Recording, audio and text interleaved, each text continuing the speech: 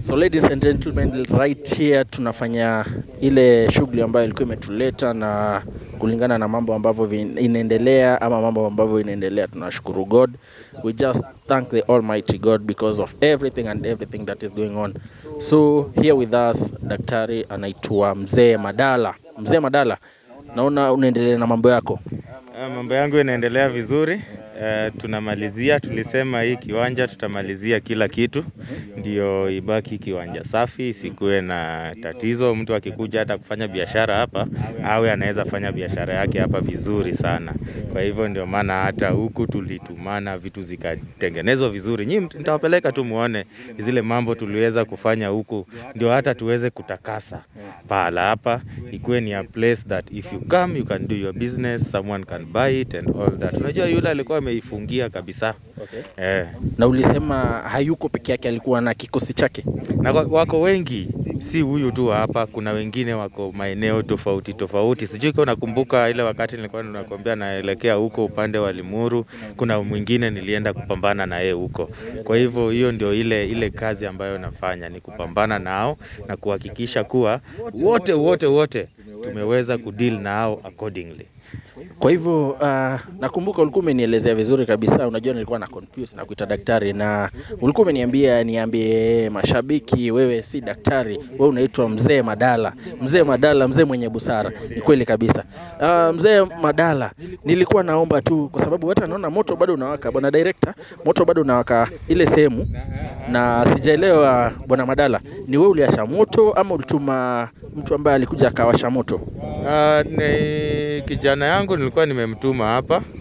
Ukiona vizuri hapa last time tukiwa huku ilikuwa ni msitu. Naona imefukwa shikwa yote. Kwa hivyo nilituma kijana yangu mmoja, akakuja akafieka hapo yote na akakuja akachoma zile mambo ambayo yalikuwa yamebaki, na leo asubuhi nilimwambia arudi ahakikishe kila kitu alikuwa ameichoma, na ndio hiyo unaona moto bado inawaka hapo, kwa sababu kuna zile vitu ambazo zilikuwa zimebaki bado. Kwa hivyo ndio ziliwashwa zinachomeka, lakini tukielekea hivi utaenda kuona pahala ambapo tulichoma ya kwanza na ile ni ya pili sasa tunachoma, kuhakikisha tu kiwanja hii inabaki ikiwa sawa bila tatizo yoyote. So ladies and gentlemen, unajua Mzee Madala yule pale hivi alikuwa ametuelezea kuwa vitu vyake vinachukuanga 2 days, na naona pia moto amewasha mara 2. Kwa hivyo Mzee Madala, sijajua unamaanisha nini wakati ambapo unawasha moto mara 2 ama vitu vyako vinafanyika mara 2. Wamaanisha nini? Unajua kwa maisha lazima uhakikishe mambo ambayo unafanya. Ukifanya mara moja tu labda hutafanikiwa. That is a symbol in life. You have to do it over and over and over again. Ndio maana nilikuja ya kwanza nikawasha moto pale, na nikaona labda kuna mambo ambayo yako yamekamilika, na unaona nilikuwa sawa kwa sababu moto bado imewaka, kumaanisha kuna zile vitu ambayo bado zilikuwa zimebaki hapa yenye tungeacha kuchoma ingeendelea zaidi na zaidi. Kwa hivyo hiyo ndio nia yangu, kufanya vitu ni make sure kila kitu inafanyika kwa usawa. Naam. Kwa hivyo unasema hawa vijana siku ya leo, hawa vijana unawashughulikia kwa sababu siku 2 tangu tupate vitu vile vya Fatuma na Halima pale hivi, nilikuwa nimejaribu kumtafuta leo asubuhi, nikataka awe hapa hivi, ila Halima hakupatikana, kwa sababu nilitaka aweze kuwitness kitu ambacho kinaendelea na aone kitu ambacho Mzee Madala mwenyewe unakifanya. Nimejaribu kumtafuta lakini sikuwa nampata kwenye simu yake. Kwa hivyo nikidhani Halima mali ambapo huko utakuwa unatazama kwenye video hii, angalau uweze kuona kitu ambacho Mzee Madala amekifanya, manake vile vitu ambavyo yule jamaa alikuwa anavitumia vimechomwa pale. Kuna moto ambao ulikuwa unawaka pale pia bado, na tunatumai kwa sababu tulikuwa tushapata vitu vile vya dadako Halima, tunatumai mambo yatakuwa shwari, manake hata naona wakati ule mwingine mzee Madala hakukuwa na ndege sehemu hii, na naona leo nasikia hadi sauti ya ndege. Kwa hivyo inamaanisha hapa kushatakasika. Tumeweza kutakasa vilivyo, na kwa sasa hata ukiona kuna ndege zinapita, kuna maisha hapa sasa. Kuna uhai, ile tunaita uhai, kwa sababu walikuwa wamechukua hapa wakaweka pahala pa kifo peke yake. Ukitaka kufanyia mtu mabaya, ukitaka kutenda mtu, ndio mtu anakuja hapa. Lakini kwa sasa kila mtu ana huru, kila mtu ana haki wa kutembea mahala hapa. Ndio maana unasikia hata ndege wanakimbia. Ukiangalia vizuri utaona hata zile tunaziita butterflies zinakimbia huku, kwa sababu imeshakuwa pahala ambapo pametakaswa. Naona yule kijana ndio yule pale. Yule ni mganga wetu yule. Unamuona? Huyo ni mganga wetu. Niliwaambia wazurure kabisa, waweze kutembea kabisa. Lakini kwa sababu sasa tumeweza kufanya kila kitu na kupata kila kitu ya yule mwanadada, naona nitaweza kuwafungulia leo, ndio angalau pia hao waendelee na maisha yao ya kawaida. Kwa hivyo mzee Madala, kabla tuende pale hivi, nitaomba tu, kwa sababu unajua kuna wale watazamaji ambao walikuwa wanadhania ati mzee Madala ni mganga ama mzee Madala pengine ni mchawi.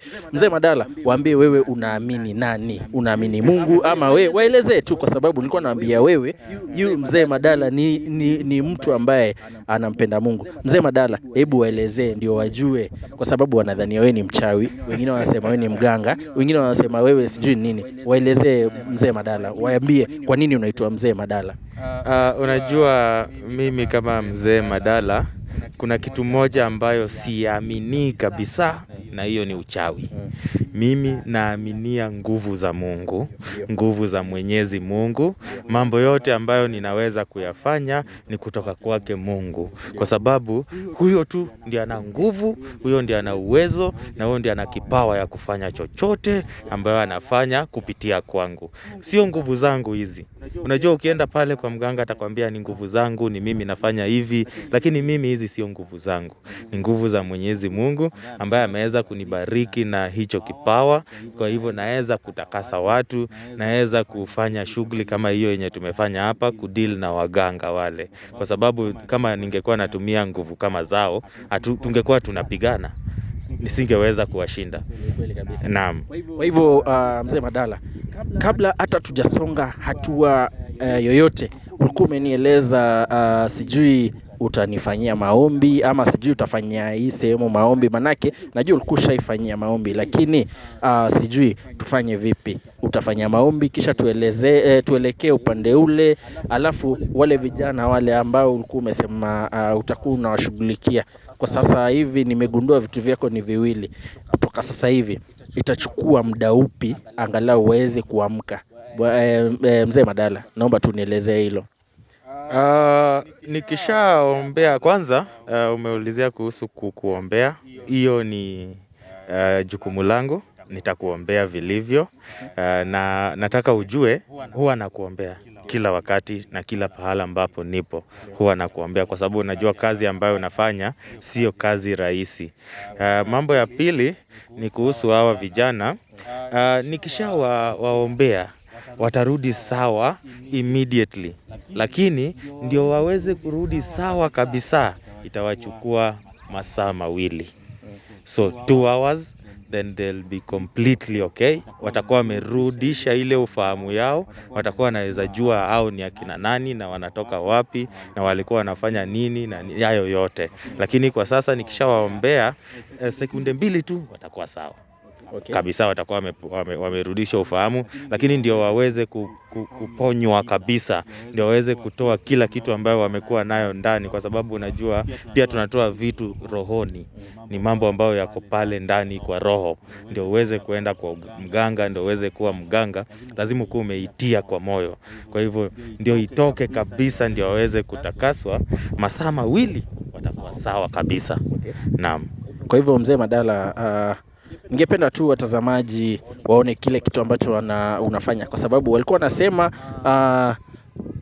nimeanza kutumia mganga, nimeanza kutumia mchawi, na nilikuwa nataka, kwa sababu najua watazamaji wetu hivi pale hivi ni watu ambao wanaamini. Kuna watazamaji ambao hata hawako Kenya, kuna wale ambao wako sehemu zile za ng'ambo.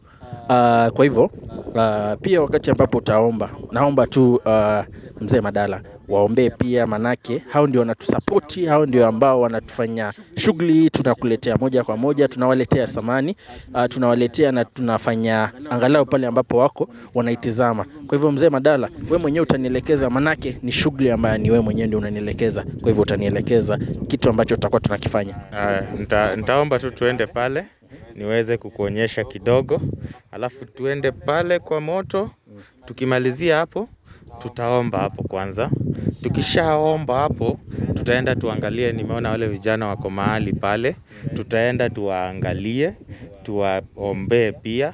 Tukishawaombea wakirudi sawa, sasa tutashika mkono sisi wote pamoja, tuungane sasa kwa maombi, tuseme tumekuja pamoja, yale mabaya ambayo yote tulikuwa tunataka kufanyiana na tumefanyiana, tumesameheana, ndio tuweze kutoa hii kitu kwa moyo. Kumbuka nimekuambia moyo ni kitu ina nguvu sana. Kwa hivyo kama bado umeiweka kwa moyo, hakuna jambo ambayo itafanyika. Naam. Kwa hivyo ni utanielekeza tu mzee Madala. Nikikuonyesha tu kidogo. Ukiweza kuona, sijui ukiweza kukumbuka hapo awali kuna chupa ambayo ilikuwa inatumika. Yule alikuwa ameshika na alikuwa anafanya walikuwa wameweka vitu ndani sana. Ni hii tumeweza kuchoma kila kitu ndani. Ukiweza kuona sasa hii ukifanya hivyo hakuna kitu ambacho kinatoka. So tuliweza kuchoma yote. Tumeweza kuchoma kila kitu. Ukiangalia hapo manguo zile wanaziita mat za kukanyaga chini, walikuwa wamewekea nguvu zao. Ukiingia tu pale kwenye ile alikuwa anaita shrine, ukiingia tu hapo umekanyaga hiyo mat, ushaaminia kwa hizo nguvu zake. Unajua ndio nguvu zifanye, lazima ukuwe na imani. Kwa hivyo ukikanyaga tu hii kidogo hivi, ni hivyo ushaaminia kwa hizo nguvu zake. Kwa hivyo akikwambia kila kitu wewe unaamini tu. Akikwambia fanya hivi unaamini tu unafanya bila hata kuuliza swali.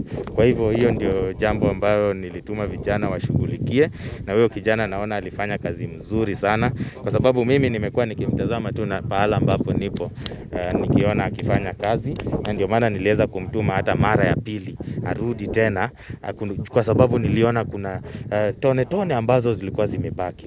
Kwa hivyo hapa ndio aliweza kuchoma ya kwanza na akamaliza nguvu mingi sana hapa. Hapa ndio ilibeba nguvu mingi. Hata ukiweza kuona hii hapa, sijui kama unaiona vizuri. Wana director, kuna vitu ambavyo hapa hivi. Hii nguo ya mtoto, kwani wanatumia vitu vya ndani vya watoto? Hizi ni vitu ambavyo wanatumia kupata zile nguvu zao.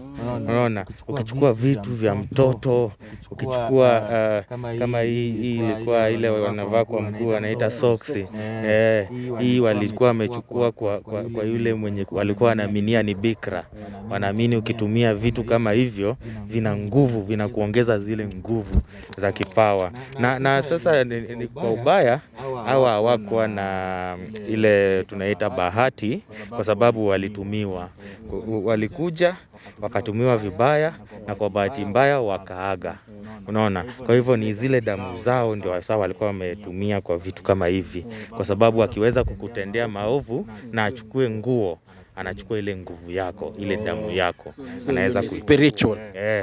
So hizo ndio tuliweza kuchoma kabisa, ndio tuweze kumaliza, tuweze hata kufungua wale ambao walikuwa wameshakufa na bado wamefungwa kwa vitu kama hivi. Spirit zao zinatumika.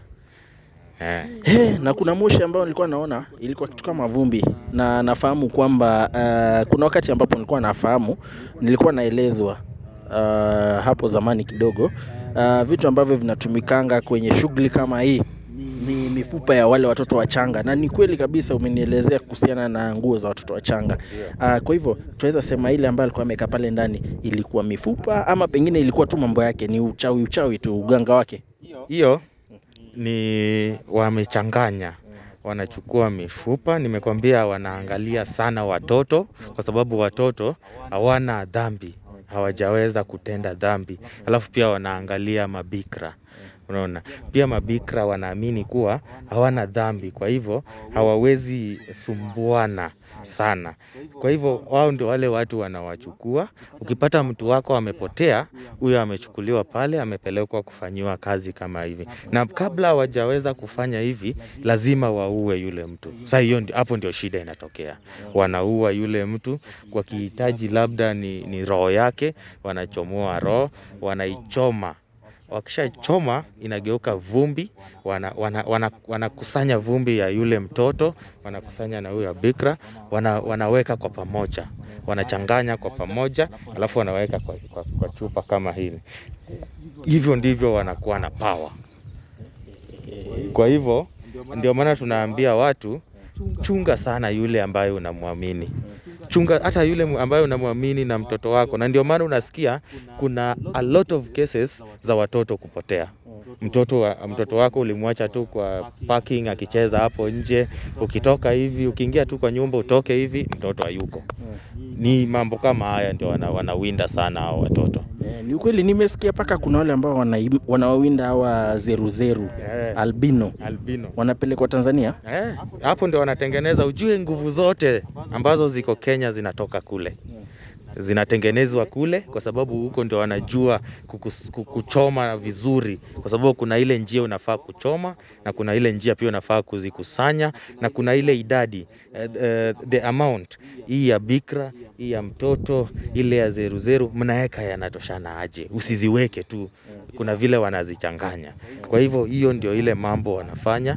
So ukisikia mtu anakuambia nasafiri naenda Tanzania kwa mababu, hiyo ndio kazi wanaenda kufanya. Kwa hivyo watazamaji, jinsi ambavyo mmesikia na jinsi ambavyo mmeelezewa pale hivi na mzee Madala, ni ukweli kabisa. Tumepata zile evidence ambazo ni vifaa ambavyo ni vya watoto, na wacha tumsikilize mzee Madala wakati ambapo anatuelekeza. Kisha alikuwa amesema tunataka tuende sehemu ambayo pia tutakuwa tunafanya maombi. Naweza elekea pale pia niweze kukuonyesha mambo ambayo yametokea huku. Ukiweza kuona hapa, umeweza kufieka vizuri. Bwana director, naona wamefieka na ni ukweli kabisa kumefiekwa. Umeweza kufieka vizuri, mkikumbuka ni hapa ndio pale ambapo tulipata yule mganga akifanya uganga zake. Sasa hivi ni vile vimechomeka. So hivi ni vile vilikuwa vinachomeka leo, hata tumefika tu kama inaisha. Ndio imeisha sasa. Nakumbuka nilikuonyesha ile ya mtoto pande ingine, nikwambia ilikuwa imebaki. Kwa hivyo lazima tu ingechomeka yote, isipochomeka basi kutakuwa na tatizo. Zile nguvu bado ziko na uwezo wa kurudi, na zikirudi unajua yule hatakuwa sawa, zitamrudia tena. Ni kweli. Kwa hivyo ndio maana lazima tungezichoma zote ili tuweze kusema tumemalizia. This is a holy ground now. Anybody can live here, you can build your house here, but you can do anything that you want to do in these grounds. Yes. Hapa ile mahala ambapo alikuwa ameweka ile tulikuja tukapata ametandika hapa chini. Alikuwa ameitandika hapa chini alafu amekaa pale. Alafu ukiingia anakuambia unakaa mahali kama hapa. Unakaa mahali kama hapa kwa sababu ndio akitoa zinakuja kwako tu. Kwa sababu kuna vile wanazituma. Hizo zinaitwa spirits. There's a way they send them. And let me tell you, hizo vitu hazifanyi kazi. Ni wewe tu akili yako itachanganyikiwa kidogo. Akili yako ikichanganyikiwa ana change to the way you are thinking kidogo tu. Alafu wewe sasa unaona hizi vitu zinafanya sana. Hizi vitu ziko na nguvu. Lakini hakuna nguvu ambazo ziko hapa. Utaumia kushinda kusaidiwa. Naam. Watazamaji, mmeona moto umewashwa mara mbili na mzee Madala anatuelezea sehemu hii kwa sasa hivi ni holy ground. Na mzee Madala alikuwa ametueleza kuwa wakati ambapo tutafika hapa hivi ataweza kutuweka kwenye maombi. Kisha amesema wale vijana wawili, na sijui mambo mbona ni mawili lakini sielewi hilo. Vijana wale wawili ataweza kuwaombea na vijana hao watatakaswa, na wamerudi kuwa normal. Kwa hivyo wacha tuende tu kwenye maombi, kisha mzee Madala utanielekeza, kwa sababu ni kama nimechukua program na ni program ambayo mimi sijui, kwa sababu wewe ndio unafahamu. Haina shida. Na natumai pengine Mungu anaongea kwa kunipitia, yani umeniombea kisha Mungu akaona unaweza kuwa yule tunaita messenger. Unajua sisi ni messengers tu. Hizi kila kitu ambazo tunafanya, hata kutumana huku kuchomwe, ni Mungu alinitumia tu kama messenger. Nikatuma pia yule kijana mwingine kama messenger. Bwana director, unaona paka mifugo, kuna mbuzi wameingia kukula. Inaonyesha hii ni holy ground. Kuna mbuzi wameingia kula pale hivi. Ni ukweli. Naona kuna mbuzi ameingia hapo hivi. Sawa kabisa. Ni ukweli kabisa. Ni kazi ya Mungu. Kama mifugo wameingia hadi kukula hapa hivi yenyewe haya ni mambo ambayo. Kumbuka ile wakati tukiwa hapa ilikuwa imekauka, inakaa watu wanaogopa kufika hata mahala hapa. Hata watu wako wanakaa hapa. Lakini kwa sasa unaona ni mahali mtu anaweza kuja atulie, umetoka kazini, umechoka, hutaki kukaa kwa nyumba, unakuja unakaa kwa kivuli hapa, labda unachukua ka soda kako, majenzi wanapenda ka energy drink, unachukua energy drink yako, unakuja unakaa hapa, ukikunywa tu polepole na ukifikiria mambo yako. Kazi ya maombi hiyo. Hii ni maombi. Hii ground ni holy, na ningependa tu nitaje maombi hapa kabla tujaenda kwa wale vijana, kwa sababu sasa tunataka kuacha hii ground. Sidhani kama nitarudi huku tena, nimemalizia kila kitu hapa. Tutaachia mwenyewe sasa afanye vile anavyofikiria nayo, akifikiria kulima, kwa sababu unajua ilikuwa grabbed, walikuwa wameigrab. Kwa hivyo walimfunga macho. Walimfunga tu kabisa, yeye hata afikirii jambo kama hili. Kwa hivyo tukimaliza kuomba, yule mwenyewe atakuja tu kufikiria, kuna property ambayo niko nayo na nimekuwa nikifanya nayo nini.